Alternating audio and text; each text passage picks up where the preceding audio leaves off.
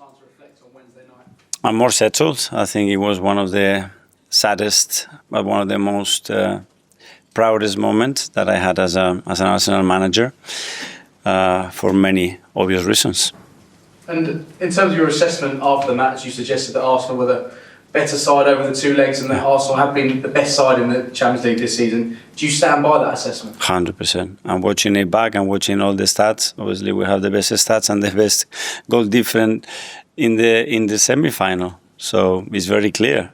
But it's not about the winning probability or what you merit. Is actually making it happen and making it count. Because when you look at the important stats that normally give you the best platform to win football matches, it's crystal clear who was better. So what needs to happen next season to ensure that you can make it happen? Well, I think if we raise the probability even more, I mean, instead of 5 expected goals against 3, is 7 against 0, then it will be much closer. But with 5-3, normally you are in that final, and you should be 3. And it doesn't guarantee you anything, only that you've done so much good work, because if you face PSG, one of the best teams, and they blow you away and you don't even know what happened, you shake hands and say, guys, we're not ready still. It's our second season in the Champions League. When you look them in the eye, you play the way they did, you suffocate in the way we did again there. And it's still not enough, because things didn't go your way, or they added quality or overperformed certain areas that are critical to win a football match. You have to accept that. That's a sport, and in particular football. And in terms of the chances you created over the course of the two legs, the chances that you were unable to convert, does that highlight what needs to happen this summer? Yeah, but I mean, that's very volatile. And regardless the players that you have, it happens. And nobody can predict. When you watch the semi-final Inter-Barcelona, if any of you could predict who was going to score, how he's going to score, it's impossible. It's the right back that I play with score a goal. He has the best chance in the game.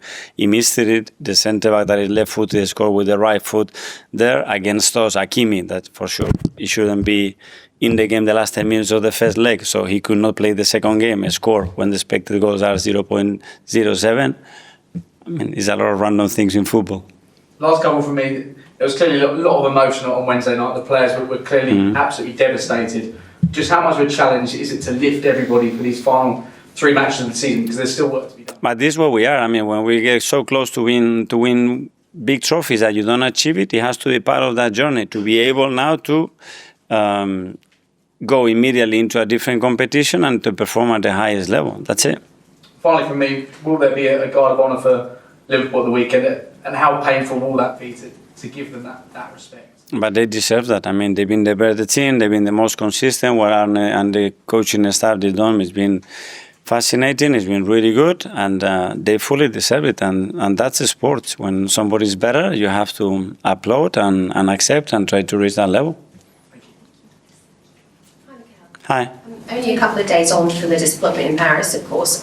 What message have you been sending your players in terms of ending this season as strongly as possible to consolidate that second place? Yeah, that's that we felt in the manner that we went out very, very proud. Make sure that we finish the season in the same way. You cannot win the Premier League, that's clear. But the last 16 days that we have with 3 games to go, make sure that we make ourselves proud, at least, to compete at the end in the manner that we deserved. Sure, you spoke after the defeat about unlocking the door by turning strong seasons into titles and trophies. How close do you feel you are to doing that with the current crop of players you have to work with, and how key is this summer's recruitment going to be in helping you achieve that? We are there, because with the amount of points that we have generated in the last few seasons, we could have 2 Premier Leagues. So you know how close we are. We are there. We are providing the numbers that win you titles. We have to be a little bit luckier or still do better, is that nobody has that season better than you. But again, what we did in the Champions League, with those numbers, you have a big probability of winning it. That's why a lot of people were thinking that we could go all the way. You just used the word luckier. Do you feel that luck has gone against you this season then?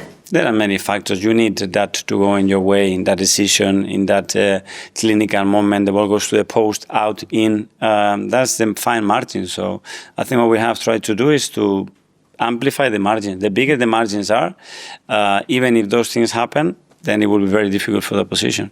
So Liverpool, of course, up next on Sunday. How much importance do you place on this game in terms of sending out a message for next season by beating this season's champions? It's about this season. It's about the amount of points that still we need to earn to finish in the position that that we want, and we have to earn that. On the guard of honour that you mentioned at Anfield, can you and your team, I guess, use that experience of standing there congratulating your competitors on winning the league title as even more motivation and drive to ensure that it is you guys being congratulated next year? Yeah, something has to drive you, motivate you, and pain probably is a good one to use sometimes, when you don't really want to do something, but it's the right thing to do, usually as a motivation for next season. Finally for me, you said before that the experience of winning trophies really generates the belief to go on and win more. I just wonder, could the fact that you and your players have given so much over these last couple of years but fallen just short of the ultimate prize, could it perhaps impact the belief that they have that they can go on to become champions, or is it all just part and parcel of the process? No, but it's a part of a sport, and if you win it once, then the challenge will be to win it again, and it will be more difficult, and this is the cycle of sports. Thank you. Hi, Mikel. How are you? Good, thank you. You said again today that your team were the best team in the Champions League.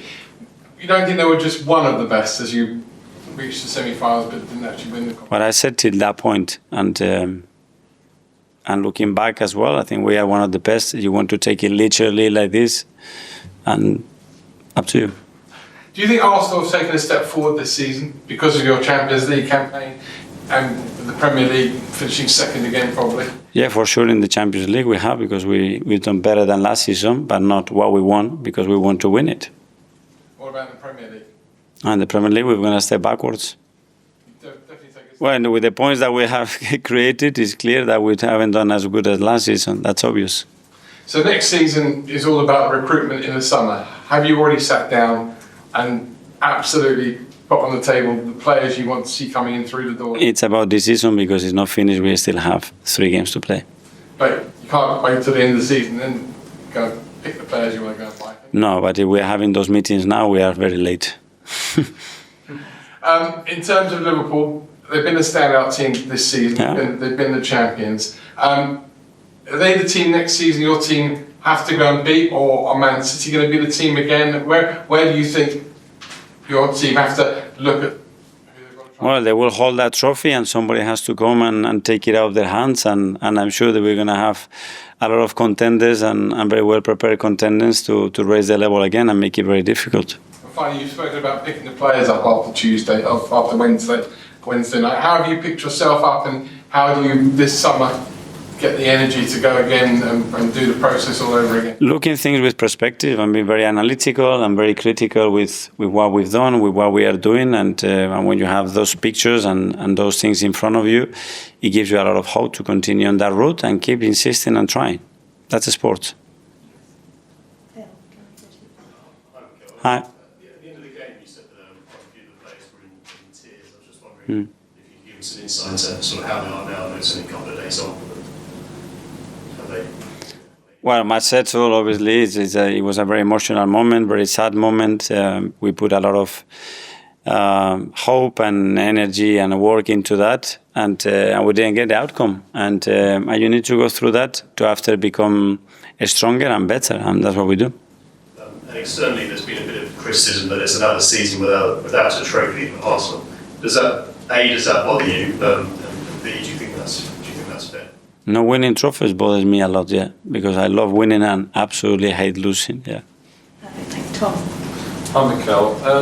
It's obviously been 16 years since Arsenal were last in a semi-final. And obviously fans, I don't think will want to be waiting another 16 years for another one. What do you think you could say to the fans so they can be encouraged that the wait next time will be much shorter and maybe go even further?